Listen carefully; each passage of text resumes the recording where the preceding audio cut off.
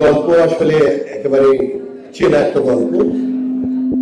প্রায় ঘরে প্রায় সংসারেই একটা নতুন বউ যখন আসে সে যা ফেস করে, কখনো আরোপিত কখনো স্বাভাবিক, এরকম একটা গল্প।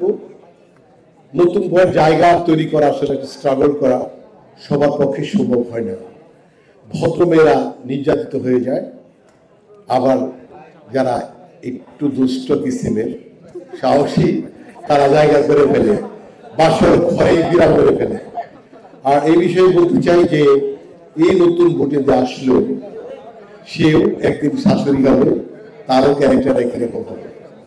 এটা একটা অন দা ওয়ে, একটা লং প্রসেস।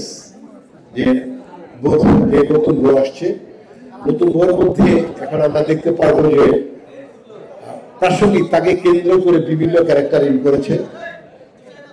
আলটিমেটলি ধৈর্য এবং সততা, কথা বলবো না ঝগড়া করতেছে দিকে, এটা ছবির একটা অংশ বোধ হয় এখানে মনে হচ্ছে, নতুন কোনো অংশ। আচ্ছা, হইতেই পারে, সবাই আমাদের এই ছবিটির মধ্যে যারা অভিনয় করবে তারা প্রত্যেকেই ভালো অভিনেত্রী অভিনেতা।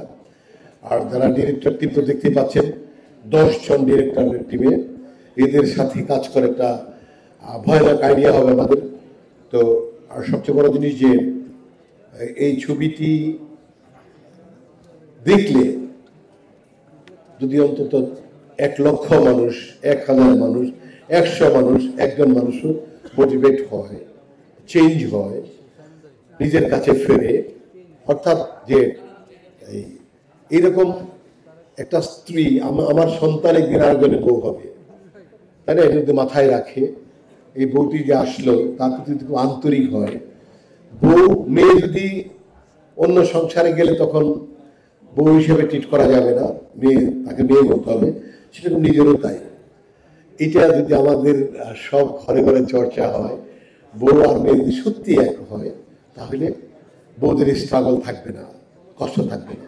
তবে সত্যের জয় এক সময় হয়, এটা হয়ে যাবে এখানে।